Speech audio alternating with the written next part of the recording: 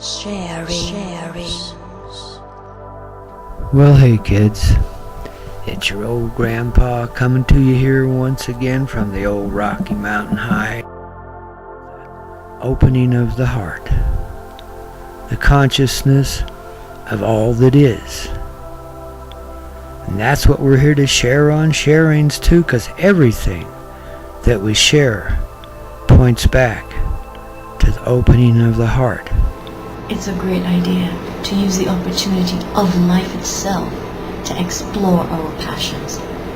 I've spent a lot of time working through acceptance for what is exactly the way it is. Because I came to realize that it was my resistance that was allowing these different elements within me to really control who I was. It's a journey of self-discovery. But this self-discovery, it lies in each of us, the potential that each of us have within us. So that we can actually be on this planet and be able to experience and allow our mind to experience what it's like to be a human. Even the ancient people knew about this, like Jesus and Buddha. And yeah, boom, the universe just went, oh yeah, you think so? And when I say the universe, I mean me. We are the universe.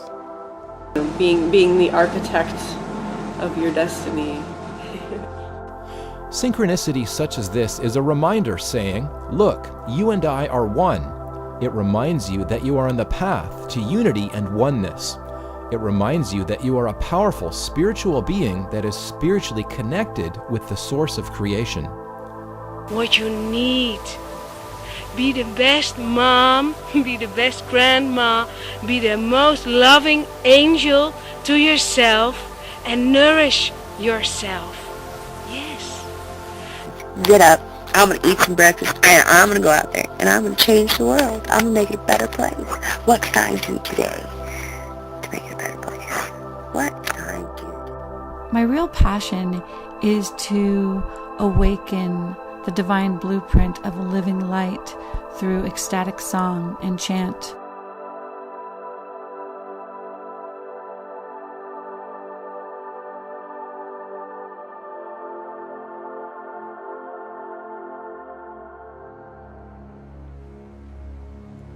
Perception. It's such a powerful enigma of a word and of an experience, because perception can be anything and is everything, anything and everything that an individual experiences as it relates to observing and understanding itself and everything around it. Each of us. So it's totally unique to the individual and to the situation and to the moment. And it can hinge on so many things. It's full of wild cards. It's conditioning and situation and environment and stories we've already built up in our own minds of who we think we are and how we think the world is, and just so many factors coming in at all times that also have an effect on our perception. And when you change just a few of those things, then the story changes and the perception changes. Which is why, one man's love story is another man's tragedy.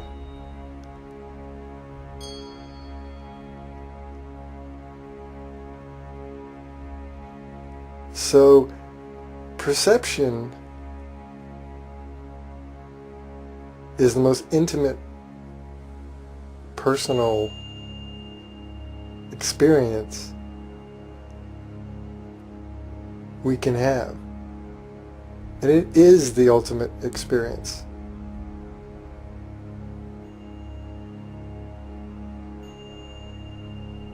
And yet behind that is a beingness, which is the observer, because none of that perception can happen unless someone's perceiving it, or something's perceiving it. And of course through conditioning, and just through the natural order of things, the way we've seen our natural progress seems to be, our natural evolution, it gets muddled with the mind, and a persona and an ego forms. And the world is a reflection of this, and of the struggle we have between the being, understanding the beingness, the difference between the beingness and the ego, the mind. And that's what they call duality. Or at least that's one of the explanations of duality. There's lots of thoughts on that. But it's this feeling of two, when really there's just one. And it's that one that's perceiving it and then experiencing it. I like to say, the way my perception, of course, the way I feel about all of this, my best guess, if you would. But what resonates with me, at least for now, it resonates with me, and it is a powerful way for me to try to perceive and understand and experience. And that is consciousness separating itself into trillions of pieces and forms, expressions, to observe itself, to experience itself, to discover and rediscover itself, to remember itself, and then finally to return to itself.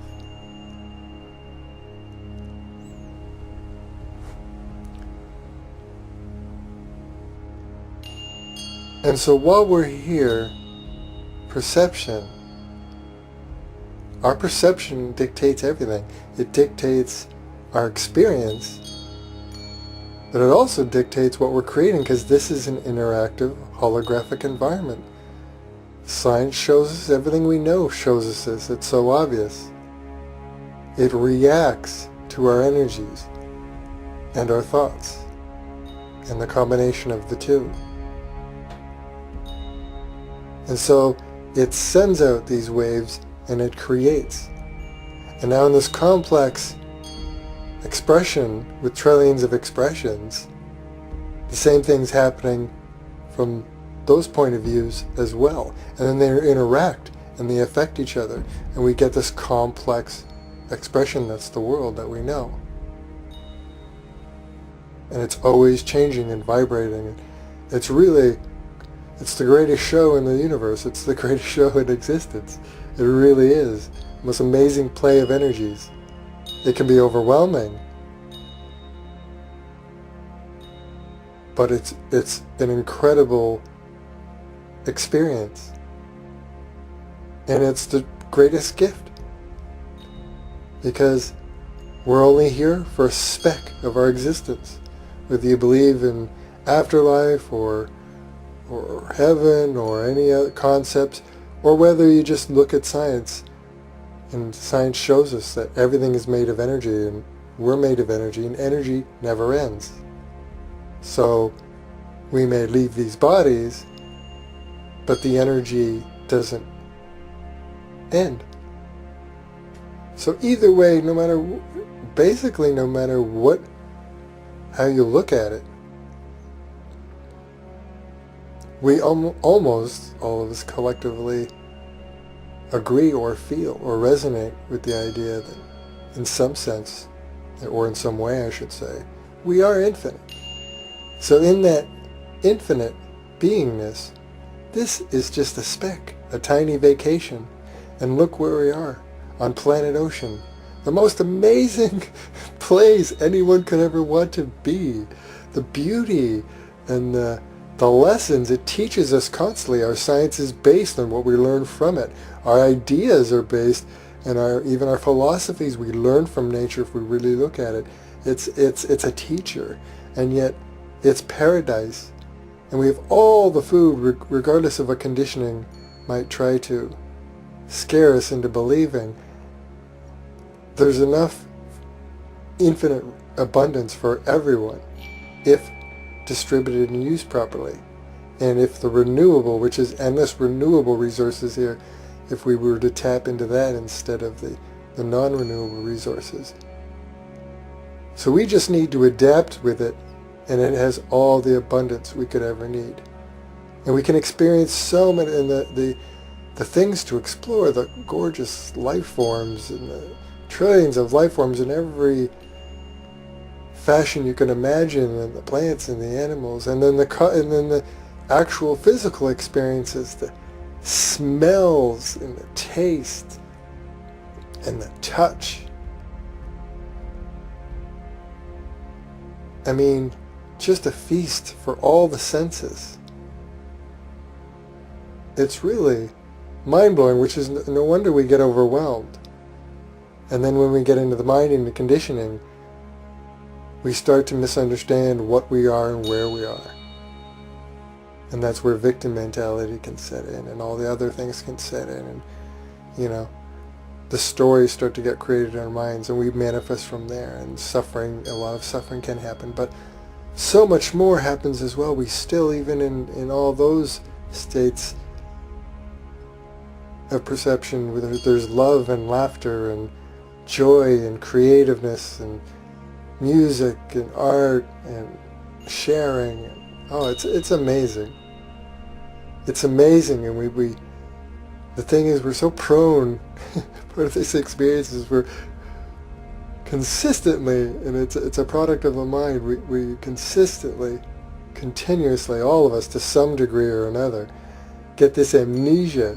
So, because we just keep receiving gifts after gifts, you know, every smell, every touch, every laugh, every moment of love, all these things, and then yet we get this amnesia, and a couple seconds go by, and, you know, dog pisses on the carpet, and suddenly, you know, that's it. Now it's, oh, God damn it, you know.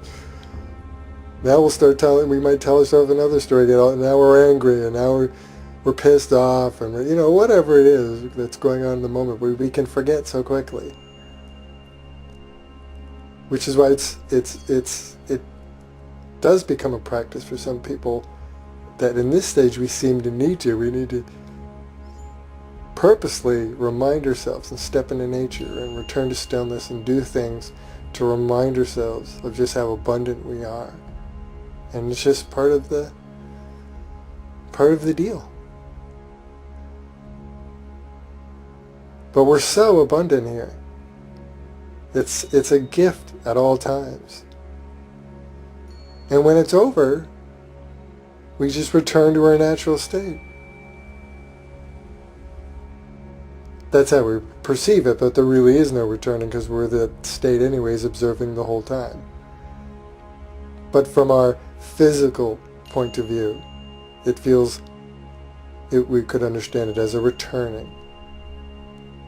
Now we're just observing again. So we got nothing to lose. We got nothing to lose here. You can't get a better deal than that. Yes, there'll be challenges. Yes, there'll be some very tense things happen here. But the more we return to stillness, so we can bring that peaceful, observing state into this experience, then the more we can pull back and see it from a different perspective, and then the more abundant and grateful we are.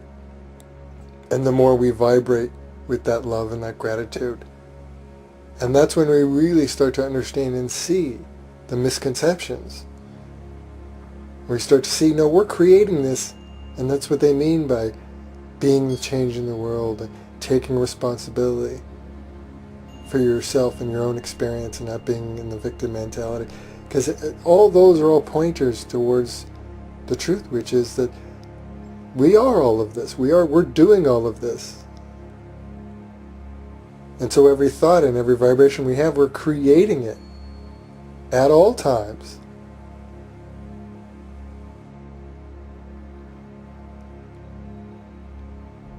And it all serves us, even the tough things, because even from the tough experiences we learn, even when they're over, there's always fruit that comes from those in the end.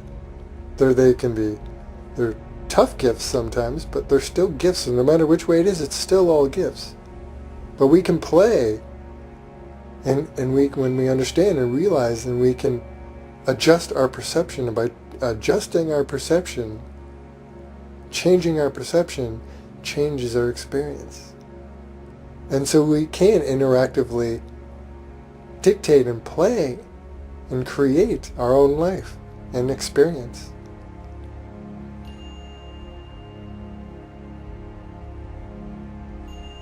So at all times in this wonderful existence, one of the greatest realizations and knowings is that you are the master of your own experience. Whether you're aware of that or not, you are. You always are. It's all up to you. Now that's a heck of a deal. Thanks for listening.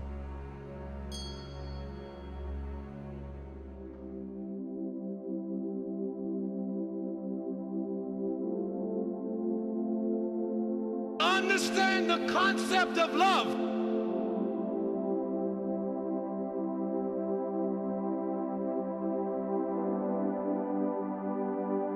Understand the concept of love.